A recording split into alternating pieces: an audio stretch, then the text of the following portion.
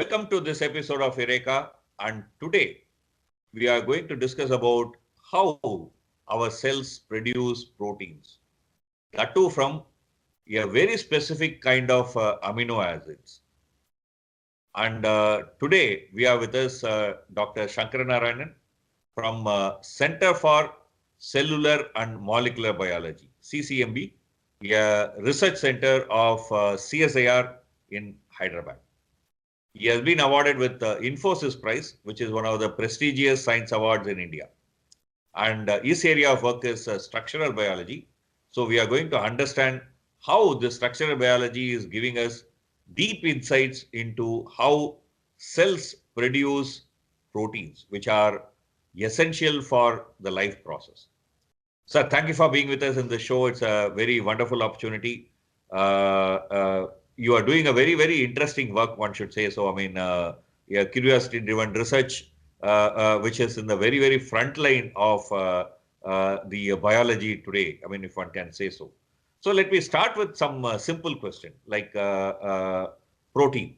Okay, this is a word that we use, and many of us know that, for example, if you're talking about cell wall, the cell walls are made up of some kind of protein. If you are looking at, for example, insulin, something that we have heard of, that's actually a protein. Antibodies, something that we hear in this pandemic situation, is actually a protein. And if you are looking at a novel coronavirus, we say that it contains 4 different kind of protein. One of them is spike protein, and that's what we keep on talking about when we talk about vaccination. Okay, so can you run down to us what does this protein mean? How is it made? What is the building block of proteins? Thank you. First of all, I thank you and the other organizers of this for giving me this opportunity. It's nice talking to other people through your channel.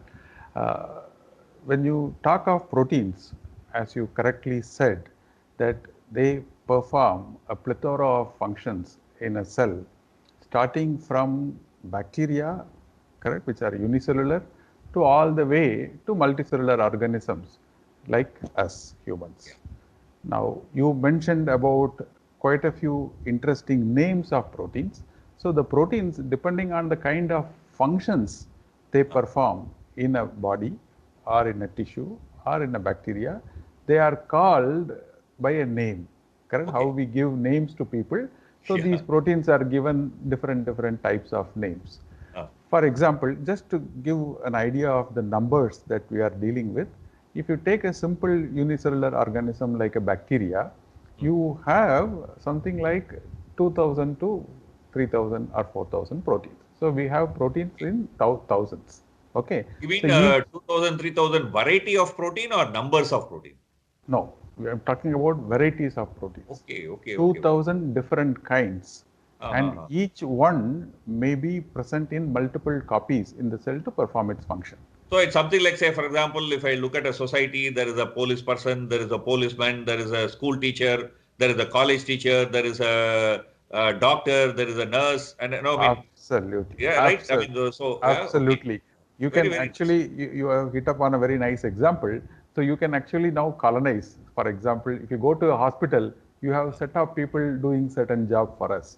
Yes. You go to a police station, you have set of people who are doing that job. Yeah. Correct? A particular larger function, but there are different cadres, which perform the job. That, it is very similar as we go to multicellular organisms or looking at different types of proteins which perform different functions.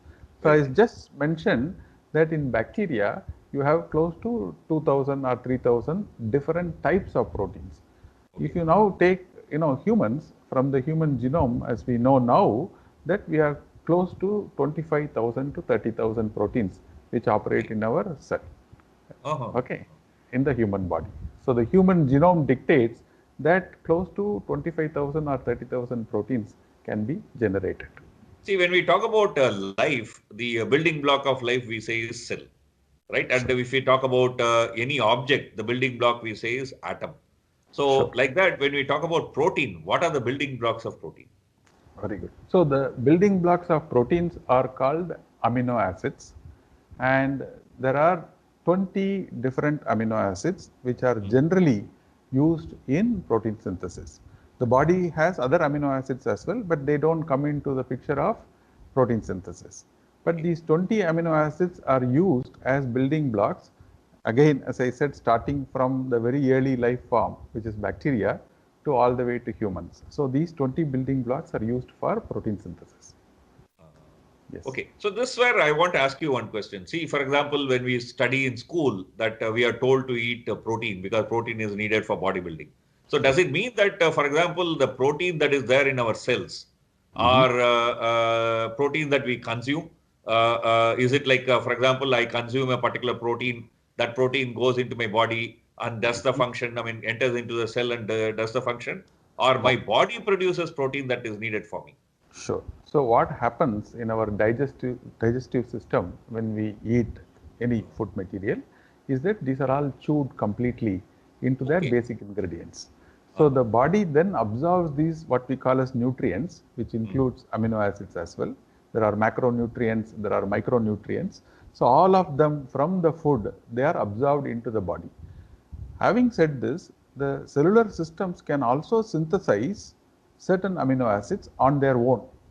Okay, so that is why we call certain amino acids, particularly in the context of proteins, as essential amino acids and some as non-essential amino acids.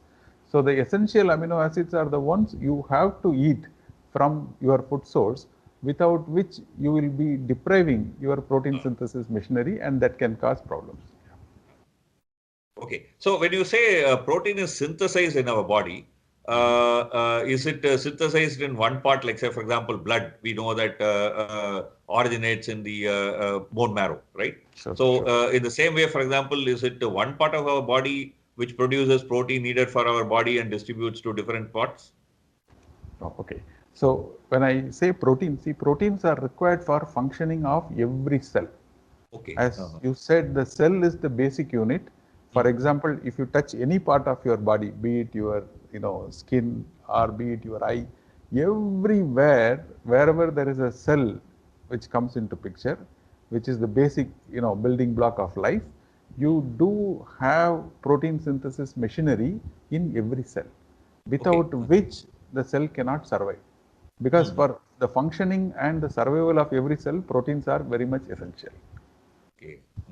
Your specific work is structural biology, and if I look at, for example, the citation the Infosys is talking about, it says that there are two types of molecules when we talk about, let's say, amino acids. It can be L type or D type. So somewhere, I mean, one can say that it is either left-handed or right-handed. I mean, in one way, in a very, very simple term, we can say so. And your work is concerned about that. So can you explain to us what is this L type, D type? What does it mean in terms of protein synthesis? Sure. We just were talking about, proteins are made of amino acid building blocks. Yeah. But these basic amino acids can come in two different forms, which we call as two chiral forms of a given amino acid. What it means is that if you take their size or molecular weight, they are going to be identical. Okay, if you count now how many carbons are there, how many nitrogens are there, how many hydrogens are there, and count what we call as the molecular weight of a molecule, that molecular weight between the L form and D form would be identical. Exactly. Except that they will be mirror images. And the mirror image is like our left and right hand, correct? They are not superimposable. Okay. So this is how the left and right hand is arranged. It's exactly the same way, even though their composition, everything is identical, but I cannot superimpose them. Okay. So the L and D forms are mirror images of each other, and both the L and D forms are present in all the life forms. Now the challenge that the protein synthesis machinery, which uses the ribosome as well, faces is how am I going to take only one and not touch the other for making these proteins? Because these proteins, when they have to function in a cell, they have to attain a three-dimensional structure. Okay, and the three-dimensional structure is dictated by the amino acids that it uses to make these proteins. Now, if I have a wrong amino acid put in a place where it should not be there, it creates problems. And that is known to be creating diseases. Okay. For example, if there is a genetic mutation, okay, which we talk about, genetic diseases, there is a mutation in a gene which incorporates a wrong amino acid in a protein that is being produced, because of which the protein cannot function and which leads to disease. However, the D amino acid creates a much more serious problem that the cell cannot handle. So if I put a D amino acid in a protein in a place where an L amino acid should be there, the fold of the protein would collapse. Okay. So the kind of questions that we are asking in our laboratory at CCMB is how, even though the other form is present and some of them almost at the same concentration as that of the L amino acid counterparts, how do you now take out the D amino acid? And what we realize as we go along is that there are multiple D amino acids present in biological systems, and these D amino acids are kept always away using multiple checkpoints. So you do not only have one checkpoint at the level of selection of these amino acids. At every step of protein synthesis, the cell always looks for which amino acid is coming in, whether it is the correct chirality. If it is not the correct chirality, it is kept away, and ensure that the D amino acids never ever get into a protein. Okay, so you are saying from your explanation, what I am understanding is that all proteins are made up of amino acids which are of only L type, right? I mean, so even though the amino acids can come in both L type and D type, almost nowhere D type is used. It's by and large only L type is used, right? Yeah. So we have 20 amino acids as we discussed, which are making proteins in a cell, of which 19 of them belong to what is called an L form. Only one is an exception, but which does not have this chirality, what we call as an achiral molecule. Okay. Yeah. So it doesn't have any chirality. Otherwise, anyway, all are only L form, no D form. L form. So good. So which essentially means that almost all amino acids used in protein are L type and D types are not used, right? So you also said that multiple checkpoints. So can you explain to us what are those checkpoints by which the cell is ensuring that you have only L and not D by mistake? Sure. The ribosome is the protein making factory of the cell. Yeah. Correct? Like a car factory. Now many components will be assembled in the ribosome to make proteins. So the first and foremost in this whole process is there is a carrier molecule which we call as RNA, tRNA molecule, transfer RNA molecule. That is an adapter. Okay.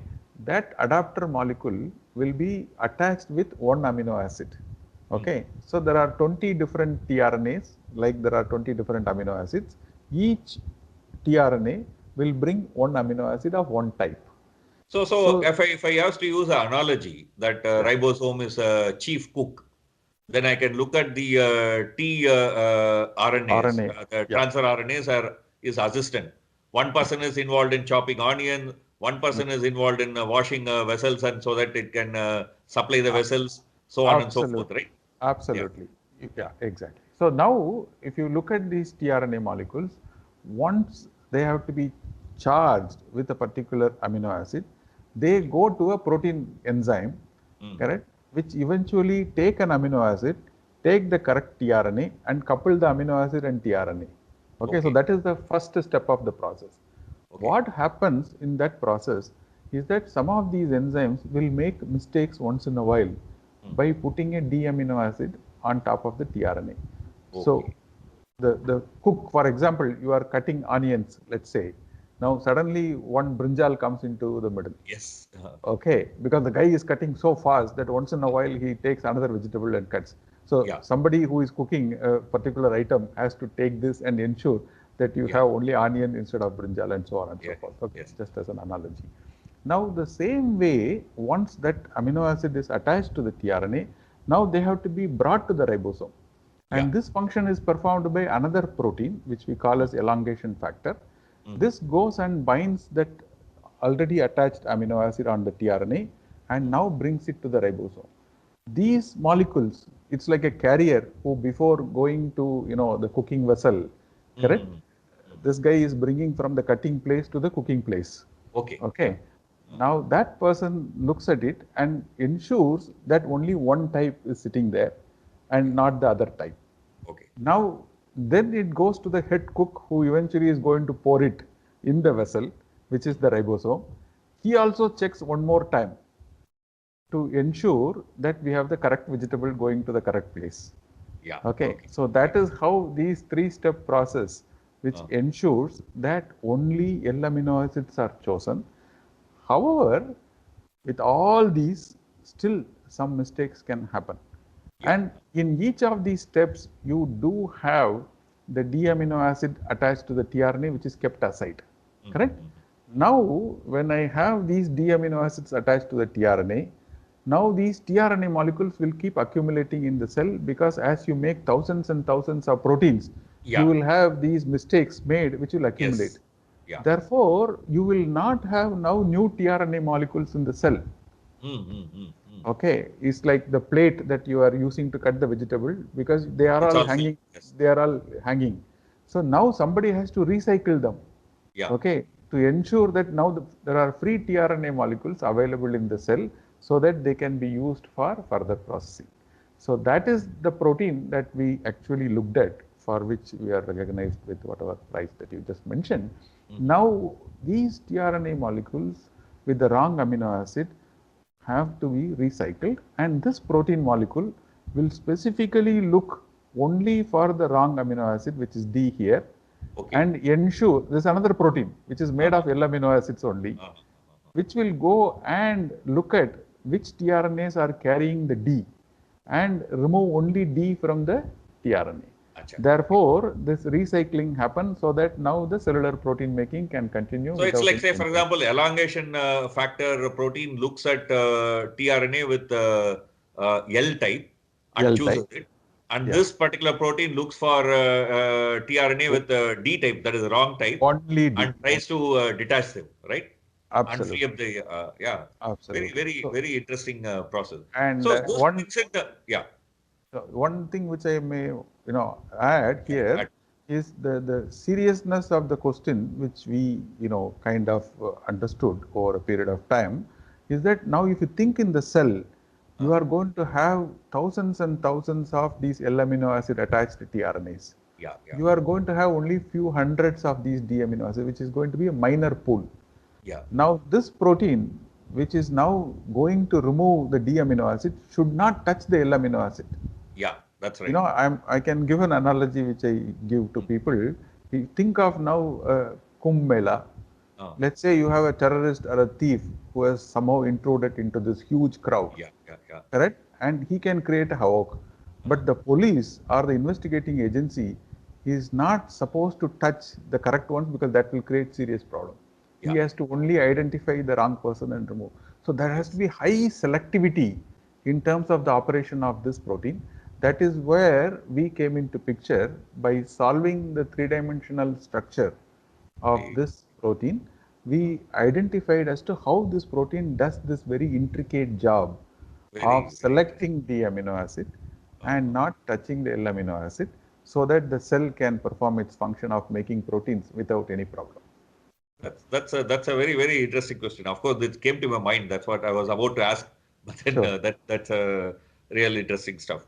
So now this brings in one more question, that these are all happening at cellular level, something that we cannot observe even through microscope, right? Sure. So how do you know that this is what is happening? How do you study inside a cell processes? What are the tools that we use? Sure. So if you want to look at cell at a larger scale, correct? At micrometer kind of resolution, as we call, people use microscopes. So we have different types of microscopes where you can see a cell, and then if you go further down, you can attach, fluorescent molecules to a protein and watch them as to where they are localized. But their resolutions are at best few hundred nanometers. Now what we are talking about here is we want information at the atomic level, which means these atoms are separated in a molecule, whether it is a small molecule or a protein molecule or a DNA. These atoms are separated by Armstrong distances, which is, 10 to the power minus 10 of a meter. Okay, which is a very, very small unit. So we need to have a technique or tool which can actually give spatial resolution of an Armstrong unit. Yeah. So for that, there are many techniques which can give you such information. One of the very prominent technique which is used majorly for solving structures is a technique called X-ray crystallography. Yeah. Okay. So the way we do it is that we are interested in a particular protein or a biological process, say. We now take that protein out from the cell and then purify in large quantities, and then we used to crystallize, correct? Which means the protein will be made into a crystal, like a sugar or a salt crystal. Instead of those atoms, now we will have the protein molecule which is made into a crystal. Then we take these crystals to an X-ray machine, which produces X-rays at a very high power. Okay, and using, of course, let me not get into the technicalities.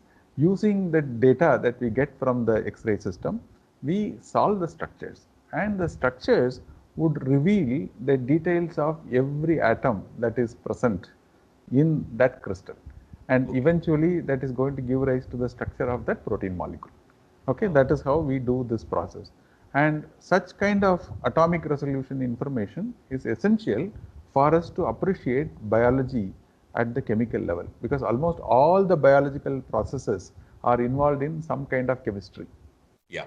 Correct? So we use actually a physics-based technique to study biological systems to understand the chemistry that they do. This is where I want to ask you one more question, which is, I think, very important in this particular conversation, that if one looks at your educational background, your master's is in physics, but today you are working on structural biology. Most of the people will think that physics and biology are like two separate ends of a scale. Somewhere in between, perhaps one can think of chemistry. That's how people look at it. They are all looked at as silos. So what is your view on this? I mean, how the world is emerging, changing in this particular context? Sure, you are very correct that, I have physics background, and, the way, these subjects are taught in our schools, which still continues in a major way, that you talk only about that subject without, for example, giving the advantage of studying that subject and how possibly it can be used to solve real life problems. Yeah. And when you look at a real life problem, that may not be only in that field, it may be in other fields. Yeah. So the same way, when we studied physics, we used to study something called solid state physics. Okay, in our physics subject during bachelor's and master's. And I was very curious to learn that particular subject because I had a liking for that, because that is where we study about crystals, symmetry and all that. So when I went to Indian Institute of Science for doing a PhD, where I was selected for, I went around and looked for what kind of opportunities that exist. And of course, naturally in physics department that you have scope for people who had a physics background, I came to know that the biologists who are also looking at structures of protein molecules or biological molecules using solid state physics technique like crystallography.